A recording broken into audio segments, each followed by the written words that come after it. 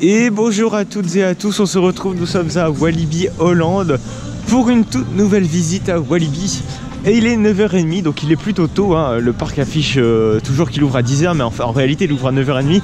En tout cas pour ce qui est du Hall of Fame, avec une attraction en particulier, c'est Express Platform 13, que je vous ai déjà présenté dans des vidéos précédentes. Mais on va quand même commencer par celui-ci. Et évidemment, ils n'ont pas encore ouvert la file. Ça met un peu de temps. Donc aujourd'hui, on va essayer de découvrir Wilderness, la nouvelle zone, ainsi que justement le début de la construction de Untamed. Et vous voyez que il n'y a pas grand monde, sauf des gens qui s'y connaissent et qui commencent déjà à attendre pour Express. Ça y est, le changement a été fait. On voit sur le panneau que ça a été effacé, hein, que c'est pas très propre. On voit maintenant Untamed au lieu de Robin Hood plutôt. C'est mieux. Ah, qu'est-ce qui me donne envie celui-là? Non, pas cette grande roue, hein, mais Untamed évidemment. Ah, ça fait plaisir de revenir ici. Évidemment, j'ai renouvelé mon pass cette année, donc on va pouvoir faire pas mal d'Untamed une fois qu'Untamed sera ouvert. Ce sera ma dernière visite avant justement l'ouverture du nouveau coaster RMC. Et ça fait très plaisir. Franchement, j'aime beaucoup ce parc, hein, vous le savez à quel point j'aime ce parc.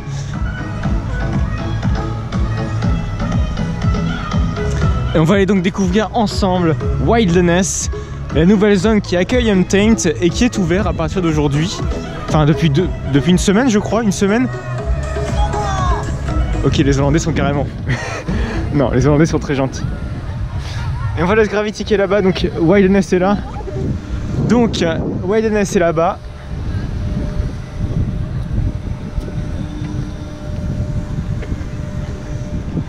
On va découvrir la nouvelle montagne russe donc de Walibi.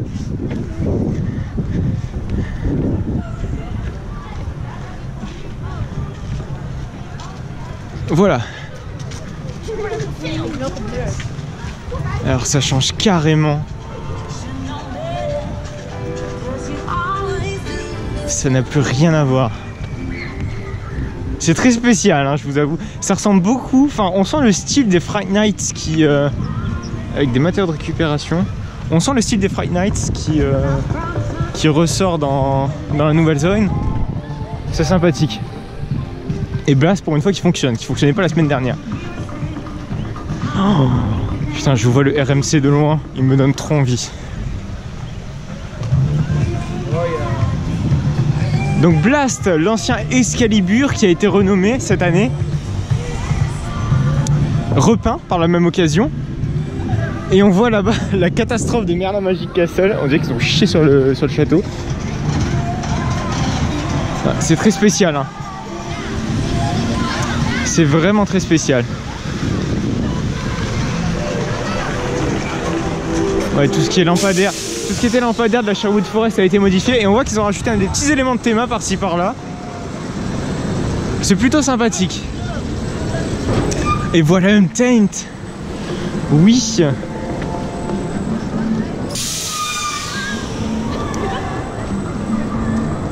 Untamed qui est là-bas. Putain. Et je vois ce fameux élément inédit.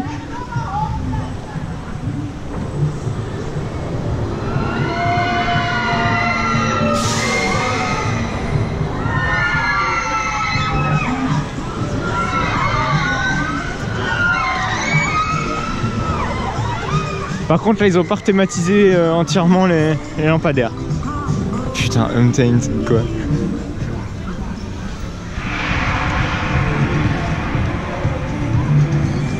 Le voilà.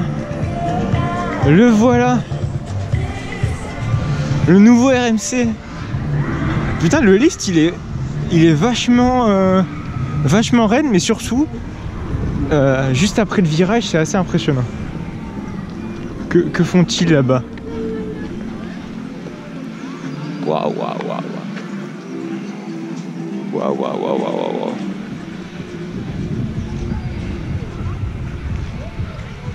Ça a de la gueule, ça a de la gueule, ça a de la gueule.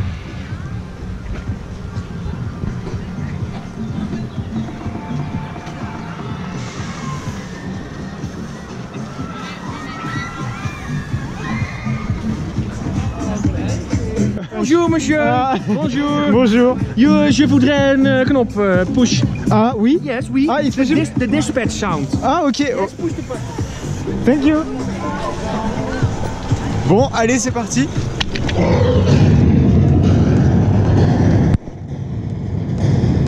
Il se passe quoi?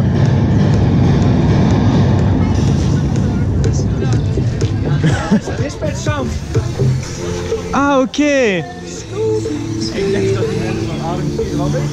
Ok, d'accord, donc ça apparemment sera le son de dispatch. Bonjour la Retema.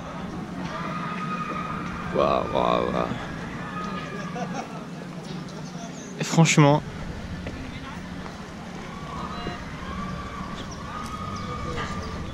ça pète quand même.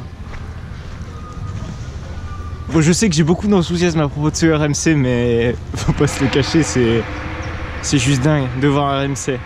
Waouh, waouh, waouh.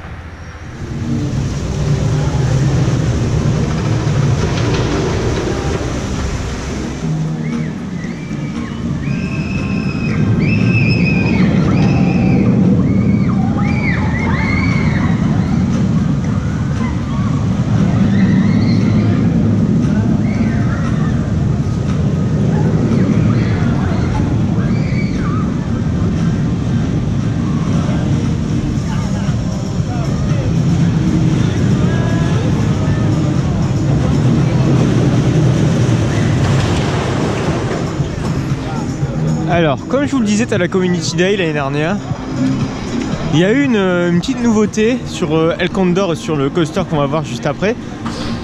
On a une single rider. Alors, c'est bien, mais vu que ce coaster m'intéresse absolument pas, c'est pas bien. En fait, c'est limite si je m'en fous, littéralement. Parce que quand même, une single rider sur un truc aussi pourri qu'El Condor, sur le coaster le plus pourri. Donc vous ne pourrez désormais ne plus attendre sur un coaster merdique. En tout cas sur le coaster le plus merdique en Europe. J'ai du mal à dire dans le monde vu que j'en ne suis pas convaincu, je ne sais pas moi-même. Mais je pense qu'on n'a pas y être très très loin. On doit absolument pas y être très très loin. Bref, alors je vais tester la single rider pour vous, hein, et ensuite je me casse de là. Et ensuite je vais la tester sur le coaster qui viendra juste après. Et vous voyez qu'ici maintenant ils ont rajouté un petit mur sur le côté. Et ils ont fait ça relativement proprement. Voilà. Avec la file Fastlane maintenant qui est juste là. Avant il n'y avait qu'une file Fastlane qui était là et la file d'attente elle prenait plus d'ampleur ici. Et c'est bien, on est un petit peu isolé de la file d'attente normale. C'est mieux.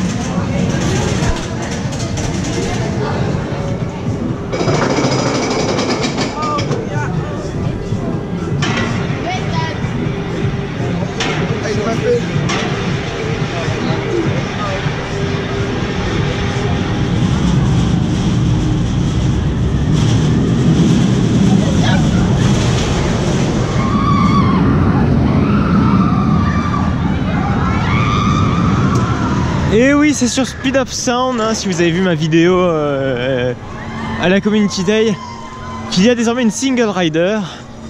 Donc on peut rider tranquillement tout seul, sans faire trop d'attente, malgré qu'il n'y en ait pas de base en fait. Donc ça va permettre d'attendre beaucoup moins, surtout pour les coasters de la sorte. Hein, en plus on a une merveilleuse vue sur le Cobra Roll.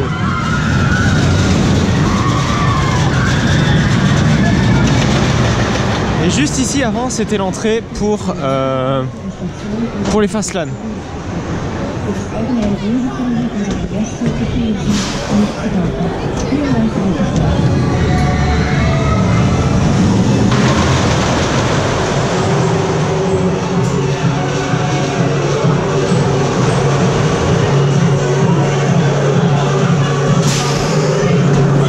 Et le soundtrack refonctionne. C'est génial. Enfin.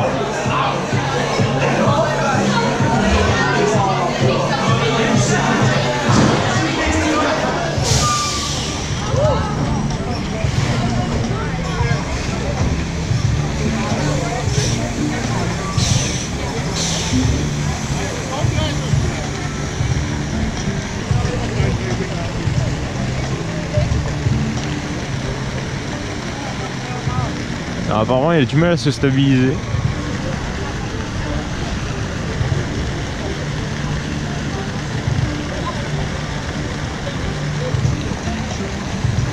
Voilà, on voit qu'il fait de petits à-coups, il a du mal à se stabiliser. Voilà, il sait pas trop.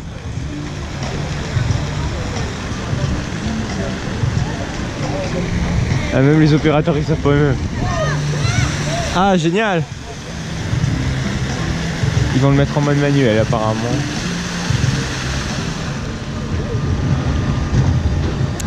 Voilà, les harnais sont débloqués. Il va falloir bien faire quelque chose pour le stabiliser. Alors, petite nouveauté à la Space Short, c'est que maintenant on a des petites ceintures au niveau de la taille. Ça ralentit beaucoup les opérations et ça arrive souvent qu'il y ait deux opérateurs par Space Short, enfin pour la Space Short.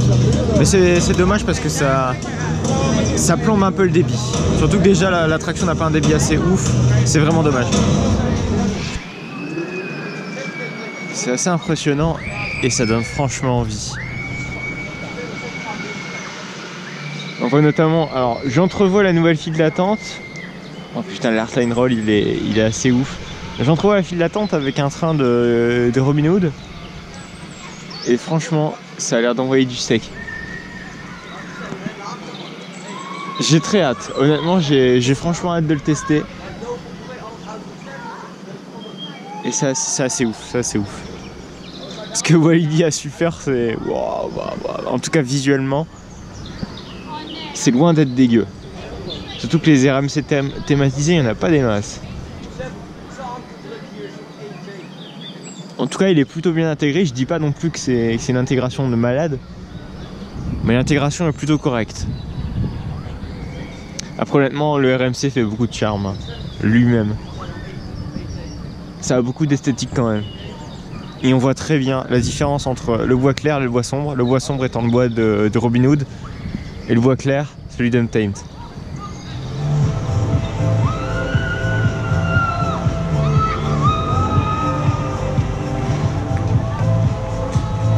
Bon, ça c'est le Skydiver, Driver plutôt. C'est payant, mais ça a l'air très sympathique de l'extérieur en tout cas. C'est vraiment le genre de truc que j'aimerais bien tester pour le coup, mais bon, c'est assez cher. J'ai pas bien vu le tarif, mais j'ai pas trop envie de payer un supplément pour ça. C'est pas trop mon genre de repayer derrière pour une attraction dans un parc.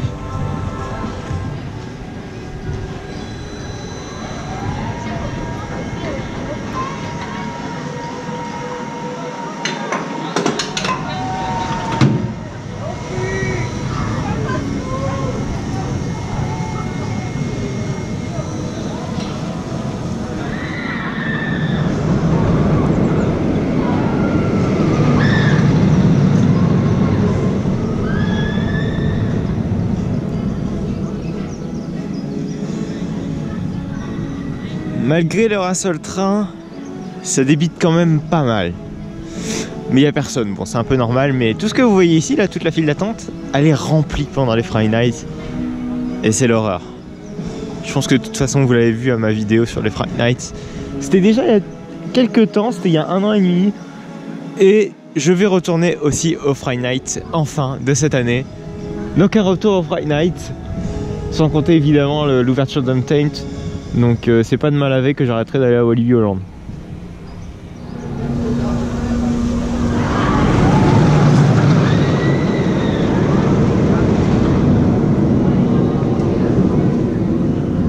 Voilà.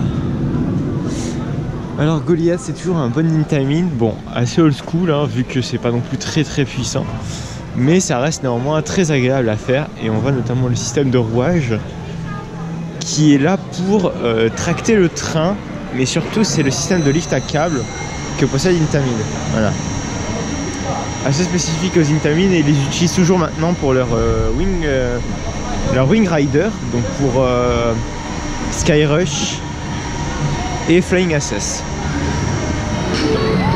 Alors chose que je vous n'ai pas dit à Walibi, c'est qu'il y a énormément de relocalisation. On a notamment ce carrousel à la chaîne, je ne sais plus comment il s'appelle. C'est un Wave Swinger, ça s'appelle ces trucs là. Il vient de Zigopholie. Alors c'est pas la seule attraction de venir de Zigopholie. Il y a aussi comment elle s'appelle déjà? C'est Draco, voilà Draco, le petit kiddie coaster de chez Zierer, qui vient aussi de Zigopholie. Donc ces deux attractions-ci viennent de Zigopholie. Donc ici je crois que ça s'appelle voilà Super Swing, bon le Wave Swinger et Draco. Donc qui était avant à Zigopholie, c'était le parc français du sud de la France, dans la Côte d'Azur très exactement, pas très loin de Nice. On a aussi notre attraction, c'est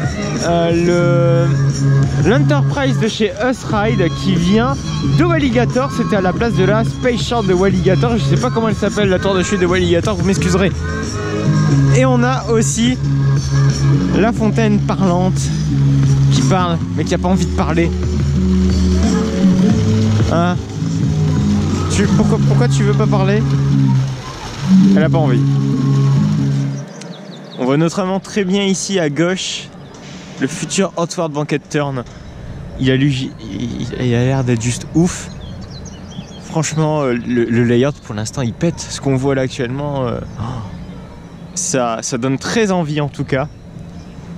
Franchement très envie. Et je suis pas déçu de venir avant pour le coup, pour venir le voir.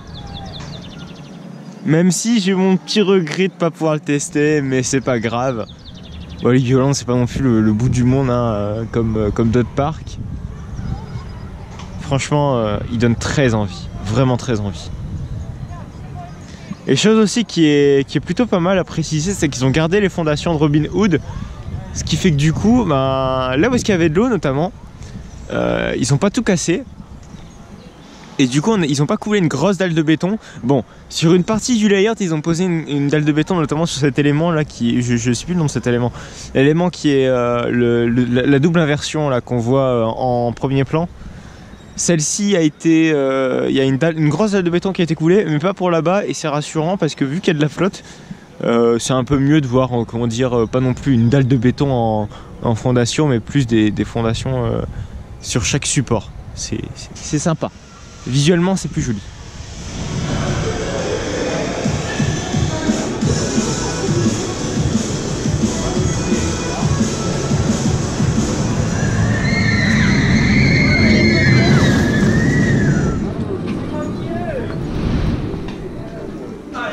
Ah oui. Alors, Neurogène de Clinique. Alors je viens de le faire, c'est un truc que j'ai pas pris le temps de le faire d'habitude, tout simplement parce qu'il y a énormément d'attentes. Enfin c'est pas qu'il y a énormément d'attentes, c'est juste qu'en fait le débit est très pourri. On a que 6 personnes qui peuvent passer toutes les 5 minutes. C'est assez repoussant rien qu'au niveau du débit. Et je comprenais pas trop le fonctionnement avec cette attraction. Et en fait on m'a expliqué, c'est tout simplement vous prenez un ticket, lorsque vous prenez un ticket payant donc à 5 €, c'est comme si vous étiez sûr de faire cette attraction. Mais honnêtement, sans prendre un ticket, c'est parfaitement faisable. Vous faites la queue très simplement comme ici, mais c'est juste que c'est un débit très lent. Donc 5 personnes toutes les 5 minutes je crois. Non même pas, 7 personnes toutes les 5 minutes. Et vous avez le choix entre deux scénarios, c'est le scénario Waterfall et le scénario, je sais plus lequel, il y en a deux.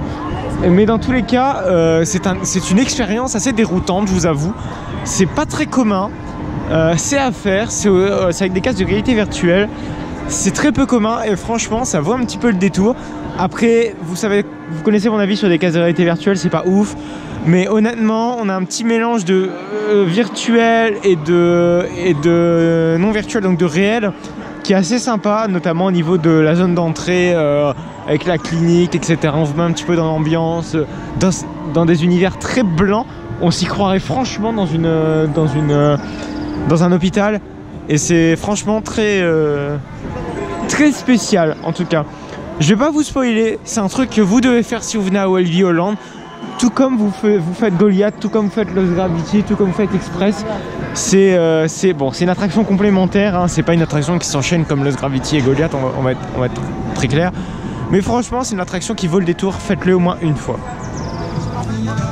Voilà, c'est la fin de cette vidéo. On a découvert Walibi Holland sous un autre angle, vu qu'on a découvert Wilderness, qui est la nouvelle zone qui accueillera Untamed d'ici le 1er juillet à 13h30, je crois, très exactement. Donc c'est vraiment assez imminent au final, hein. Mine de rien, ça va passer extrêmement vite. En tout cas, c'était sympa de revoir Walibi Holland, de le redécouvrir. Il y a plein de petites choses qu'on retrouve au fur et à mesure des visites.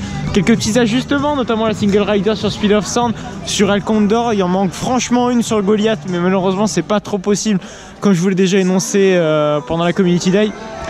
Mais franchement, Walibi Holland, c'est toujours un très très bon parc. Et je pense que Lost Gravity est tellement bon que j'ai envie de le placer très très haut dans mon classement. Je pense qu'il va même bouger. Je pense que Taron va bouger. Je pense que vous allez voir ça très prochainement. Je vais vous dire quoi très prochainement.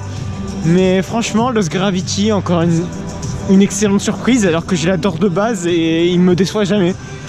Voilà, donc c'était hyper sympa. Franchement, Walibi Holland, toujours très sympathique. Évidemment, au niveau théma, c'est pas poussé à son paroxysme, mais c'est plutôt original. Pour Wilderness, je vais donner un peu mon avis sur Wilderness. C'est bien, mais c'est pas ouf. Voilà, c'est un peu ce que c'est faire Walibi. Au final, c'est bien, c'est sympa, mais c'est pas ouf en termes de théma, mais en termes de coaster, littéralement, c'est l'un des parcs en Europe qui bat un peu tout le monde. Donc franchement, Walibi Holland, encore une très très belle surprise, malgré mes déjà nombreuses visites à Walibi Holland. Bref, j'espère que ces petits épisodes à Walibi Holland vous aura plu, et on va se quitter sur la sculpture qui a été inaugurée l'année dernière, je crois. Oui, l'année dernière, c'était en mois de septembre. Enfin, la petite sculpture, le petit W Walibi. Bref, bon, n'hésitez pas à liker, n'hésitez pas à commenter, n'hésitez pas à vous abonner pour ne plus manquer aucune autre de mes vidéos. Allez, à plus tard, et on se retrouve à Walibi Holland pour l'ouverture d'Untamed.